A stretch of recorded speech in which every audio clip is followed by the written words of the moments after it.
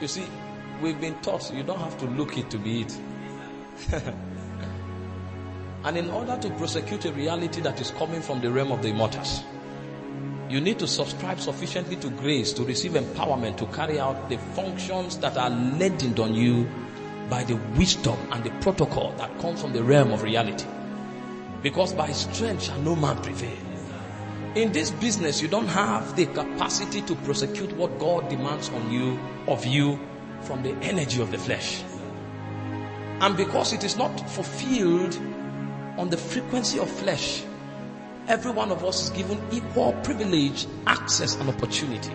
Grace is the equalizer in our operations in the kingdom. By the provisions of grace, the weakest man can become the mightiest of all. So when we declare in confidence of the possibilities that abound in the life of a believer, we are not just talking to motivate them. We are talking because we have an understanding of the economy of grace that is at work in this dispensation, enabling people to come into a heritage that was written concerning them before the foundations of the world. Your life is a story that the Lord is telling from eternity. And the only way you can gain access and capacity to prosecute that which God is saying from the realms of the Spirit is as you latch onto the grace that is provided you on account of His wisdom and His mercies. And the moment you make contact with that operation of God, you'll be amazed that you, who before the moment of encounter was a nobody, will become one that will be the brightest among everybody. Because even the most charismatic among us is not qualified, because it's not on the strength of flesh. It is within the provisions of grace.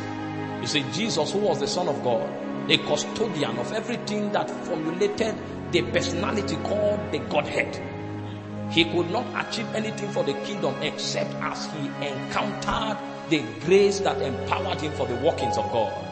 He was a good man for 30 years, but he could not shake the territory where he found himself.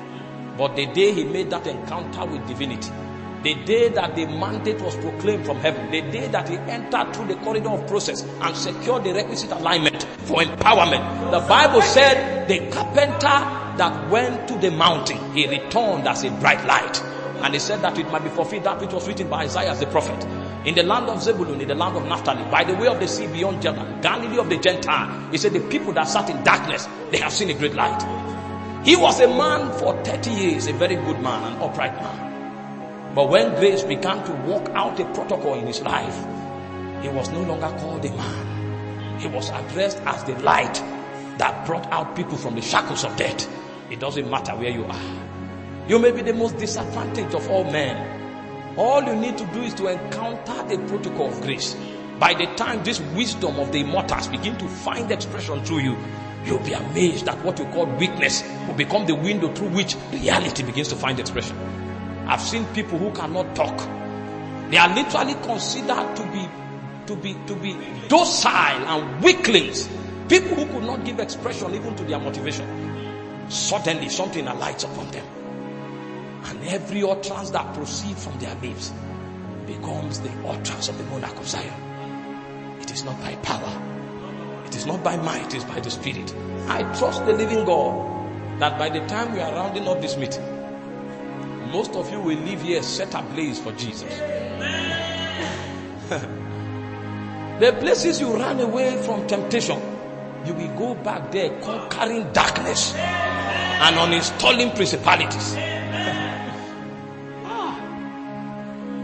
Faith is the wisdom of God playing out in time.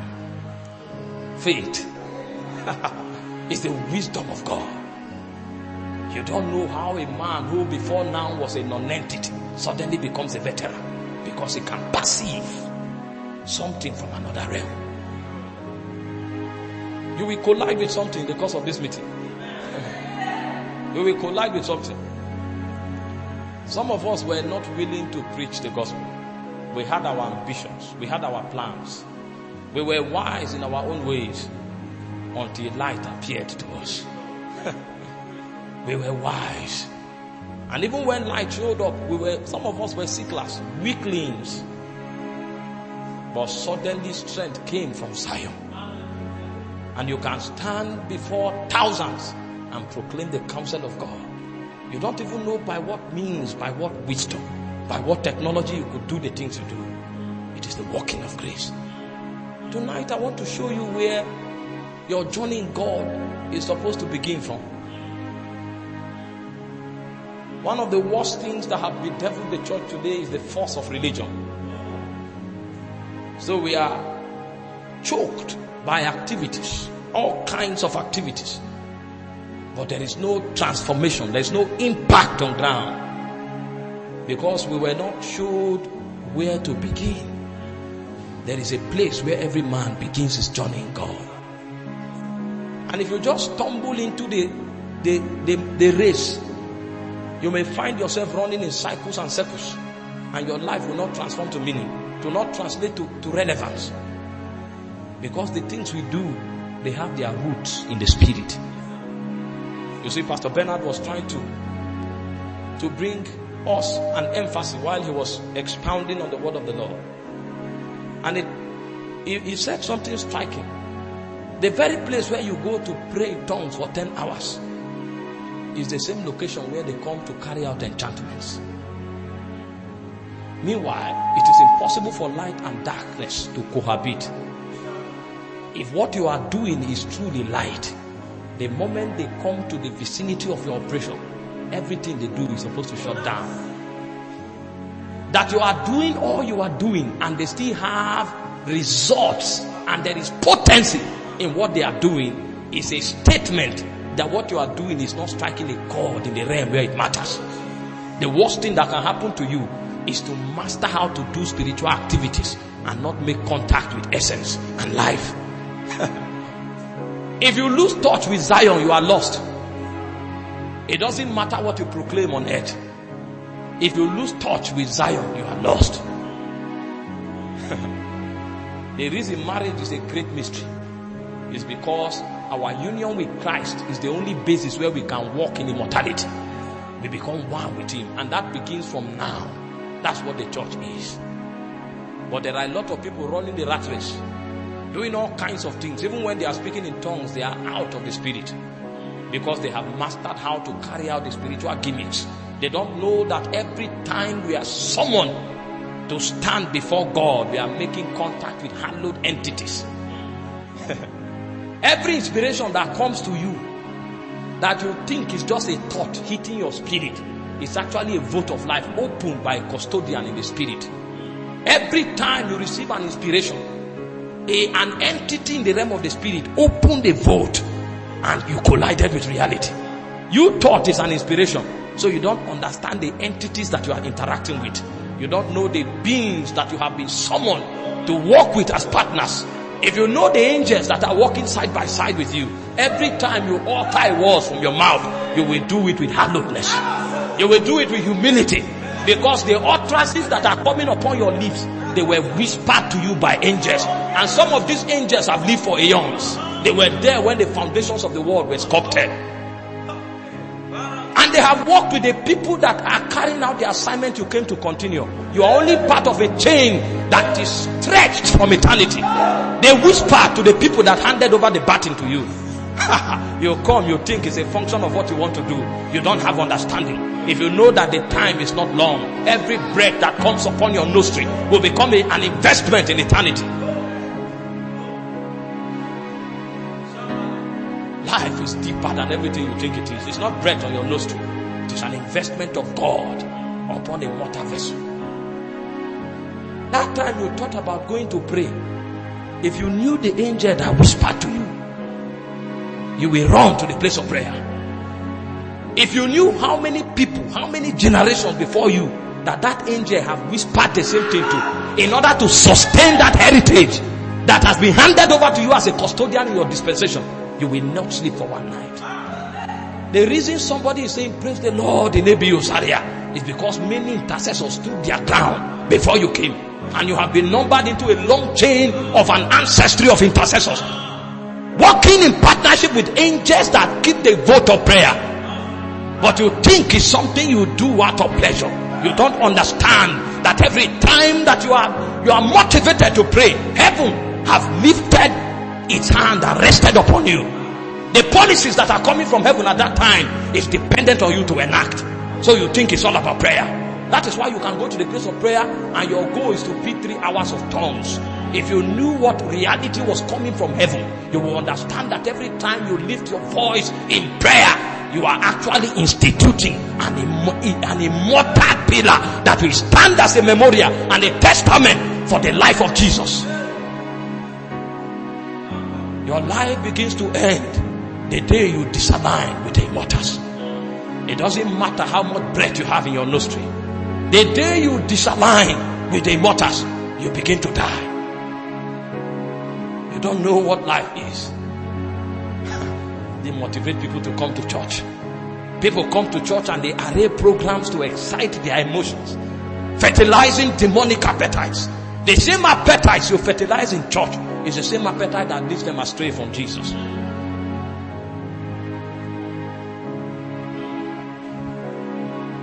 Who will run my life?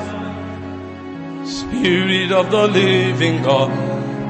You will run my life. Yahweh,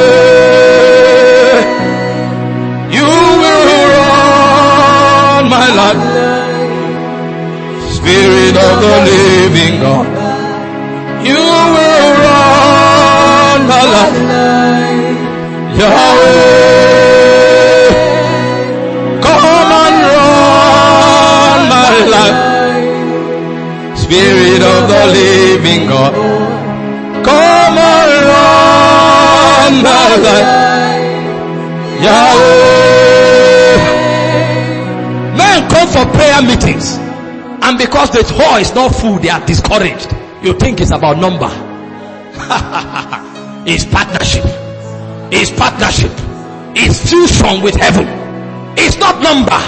Because even if we are 1,000 men, the moment we come together, we ascend as one man. We become a corporate persona. Earth partners with heaven. What you are doing is that you are giving legality for heaven to come to earth. It's not what you are doing heaven depends on. Heaven only wants you to give them access. Access. If you have this understanding, even if you are the only man in the prayer room, you will pray like a dying man. Come and run my life. Spirit of the living God, come and run my life. Yahweh, come and run my life. Spirit of the living God, come and run my life. Yahweh, hallelujah.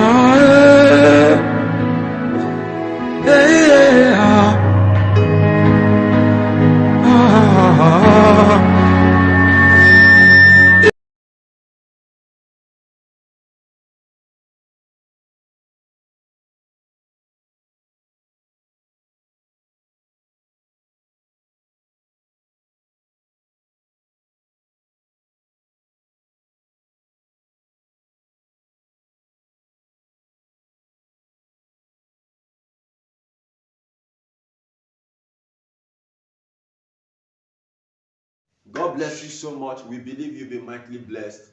And also you wish to make the life of someone also get this blessing that you have just received. We would like you to do so by clicking on the share button. Share to your loved ones, your friends, your family members. And don't also forget to subscribe on Reflector Hub TV. And also click on the notification bell to always stay in touch with all our recent postings. Thank you. God bless you.